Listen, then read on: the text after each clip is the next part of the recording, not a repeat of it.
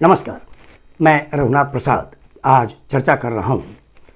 बिहार में वर्ष 2005 से लेकर अभी तक जो सरकार काम कर रही है वो गठबंधन कोई भी हो, लेकिन नेतृत्व 10 महीना की अवधि को छोड़कर श्री नीतीश कुमार के हाथ में रहा।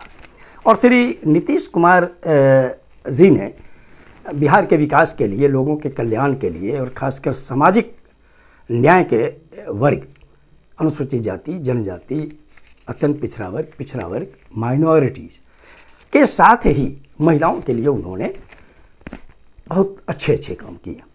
आज मैं चर्चा करूंगा सिर्फ महिलाओं के संबंध में कि महिलाओं के विकास के लिए, उनके कल्याण के लिए और उनकी सामाजिक प्रतिष्ठा बढ़ाने के लिए, सामाजिक शैक्षणिक दोनों में प्रगति लाने के लिए, आर्थिक दृष्टिकोण से उन्हें मजबूत करने के लिए क्या क्या कार्य माननीय श्री नीतीश कुमार जी के नेतृत्व वाली सरकारों ने किया है विभिन्न वर्षों में और जो आज भी चल रहे हैं।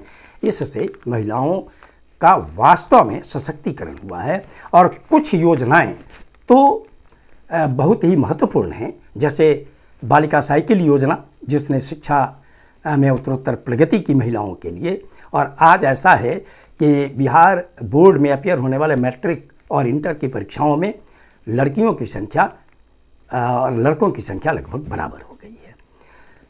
इस योजना को देश के बहुत बड़ी संख्या में राज्यों ने अपनाया।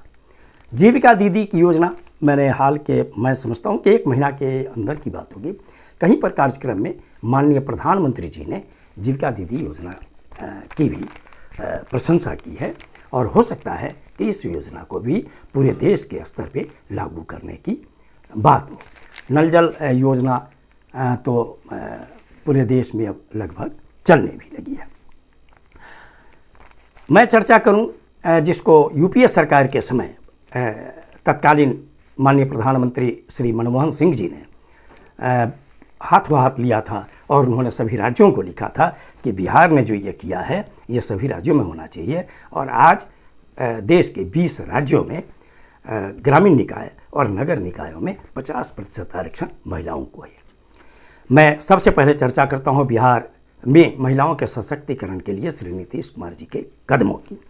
वर्ष 2006 में जब ग्रामीण निकायों का चुनाव हो रहा था, पंचायत समिति, जिला परिषद, तो उसमें वार्ड सदस्य, पंच, मुखिया, सरपंच, पंचायत समिति सदस्य, प्रमुख, जिला परिषद सदस्य और अध्यक्ष जिला परिषद के 50% पदों पर महिलाओं को बैठाया गया। उनके लिए पद आरक्षित कर दिए गए।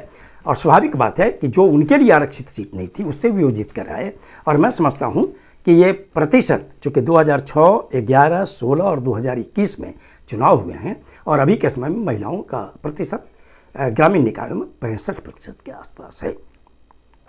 और ये आरक्षण महिलाओं का आरक्षित और अनारक्षित दोनों कोटियों में। यही स्थिति वर्ष 2007 में नगर पंचायत, नगर परिषद, नगर निगम चुनाव में हुआ, जहां वार्ड पार्षद, मुख्य पार्षद और मेयर के पदों पर 50% आरक्षण महिलाओं को मिला, आरक्षित और गैर आरक्षित पदों पर। और उसके बाद 2012, 17 और 2022 में चुनाव संपन्न हुए हैं आरक्षण के साथ। महिलाएं लगभग 65% चुनकर आ रही हैं, चूँकि 50% तो आरक्षण है उनके लिए। यह कदम वास्तव में एक सामाजिक क्रांति है और इसे पूरे देश के 20 राज्यों ने अब लागू भी कर दिया है। यह समाजवादी कदम लोहिया जी और कर्पूरी जी को सच्ची श्रद्धांजलि भी है। मैं अगली योजना के ये चर्चा करूंगा, मुख्यमंत्री बालिका साइकिल योजना, जिसने शिक्षा के क्षेत्र में बहुत नाम कमाया। इसकी चर्चा मैं पहले भी कर चुका हूं। इसे पूरे देश में भी लागू किया गया है धीरे धीरे। 2007 में जीविका दीदी कार्यक्रम प्रारंभ हुआ और ये योजना, जो मैंने अभी कहा कि ऑनरेबल पीएम ने भी इसकी भूरी प्रशंसा की है। महिलाएं और उनके परिवार काफ़ी सशक्त हो रहे हैं आर्थिक दृष्टिकोण से भी। सिविल सेवा प्रोत्साहन योजना शुरू की गई। बीपीएससी और यूपीएससी में पीटी पास करने वाले को क्रमशः 50,000 रुपये और 1 लाख रुपये मेंस और इंटरव्यू की तैयारी के लिए प्रोत्साहन योजना के तौर पर दिए जा रहे हैं। इसके अतिरिक्त मैट्रिक और इंटर में जो फर्स्ट डिवीजन से पास करते हैं उनके लिए भी कुछ योजनाएं प्रोत्साहन के रूप में चल रही हैं। एक महत्वपूर्ण कदम महिलाओं के लिए 2009 ईस्वी में पुलिस कांस्टेबल और पुलिस सब इंस्पेक्टर अर्थात दरोगा के पदों पर 35% आरक्षण, और मैं समझता हूं कि पूरे देश में पुलिस और दरोगा में जो प्रतिशत होगा उसमें बिहार अव्वल होगा। और इसको आगे बढ़ाते हुए श्री नीतीश कुमार जी ने वर्ष 2016 में महिलाओं के लिए 35% पद आरक्षित किया, सभी गजेटेड और सभी नॉन गजेटेड पदों पर। ये कहिए कि बहुत बड़ी बात है, जो मैं समझता हूं कि देर सवेर पूरे देश को भी अपनाना पड़ेगा। आज चाहे वो डिप्टी कलेक्टर हों, डीएसपी हों, ब्लॉक डेवलपमेंट अफसर हों, रेवेन्यू अफसर हों, एजुकेशन डिपार्टमेंट हो या अन्य रजिस्ट्रेशन डिपार्टमेंट हो, हर डिपार्टमेंट में 35% महिलाएं आ रही हैं। ये बहुत बड़ी एक तरह से सामाजिक क्रांति है। ये 10 लाख लोन देने की प्रक्रिया ये शुरू हुई, और इस 10 लाख में महिलाओं को ब्याज रहित लोन है 5 लाख और 5 लाख सब्सिडी। ये बहुत बड़ी चीज़ है सशक्तिकरण के लिए। एएनएम, आशा और ममता को प्रॉपर ट्रेनिंग दी जा रही है ताकि वह अच्छे से काम कर सकें, और उनकी वो समाज का भला तो करें ही, उनके परिवार को आर्थिक सहायता भी सरकार की ओर से प्रॉपर मिल सके। 2006 में ही जब शिक्षक नियोजन हो रहा था, उस समय उन्होंने 50% पद आरक्षित और गैर आरक्षित पदों में महिलाओं को आरक्षण दिया, जिसके कारण 50% शिक्षिकाएँ महिलाएं हुई, जो आज भी लागू है। अभी बिहार में 2 लाख शिक्षकों के नियोजन की कार्रवाई अभी चल भी रही है। आने वाले कुछ महीनों में ये बहुत बड़ी संख्या में महिलाएं शिक्षक के रूप में पदों पर आएंगी।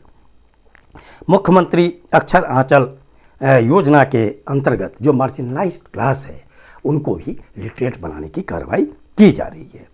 अभी माननीय मुख्यमंत्री जी ने घोषणा की कि मेडिकल और इंजीनियरिंग के जितने सीट्स हैं बिहार में, उसमें 33.33% अर्थात 1/3 रिजर्वेशन लड़कियों के लिए रहेगा।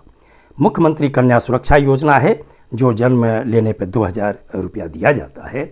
ये बहुत अच्छी योजना है, जो सभी मान 2 लड़की तक ये दिया जाता है।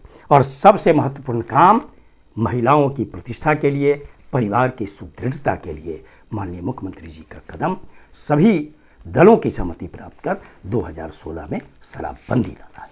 तो माननीय नीतीश कुमार जी ने महिलाओं के विकास के लिए, उनके कल्याण के लिए, उनको आगे बढ़ाने के लिए, उनके वास्तव में सशक्तिकरण के लिए जितने कदम उठाए हैं, ये न केवल ये राज्य वरन पूरा देश इसे याद रखेगा। ये वीडियो आपको अच्छा लगा हो तो निश्चित तौर पर लाइक करें, शेयर करें। अब तक मेरे चैनल को आपने सब्सक्राइब नहीं किया तो सब्सक्राइब करें, बेल आइकन को टच करें, ताकि मेरे हर आने वाले वीडियो का नोटिफिकेशन आपको तुरंत मिल जाए। आप सभी लोगों के लिए शुभकामनाएं। धन्यवाद। जय हिंद।